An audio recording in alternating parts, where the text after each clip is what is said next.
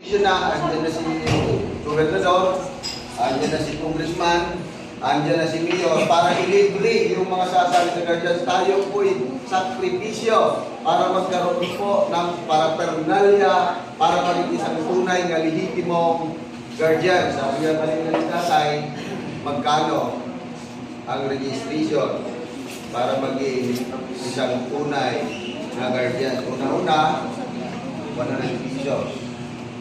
ID, sabi dito sa Registerina 150. Mayroon po tayong dalawang ID. At iba-iba po ang rules and regulation ng ID.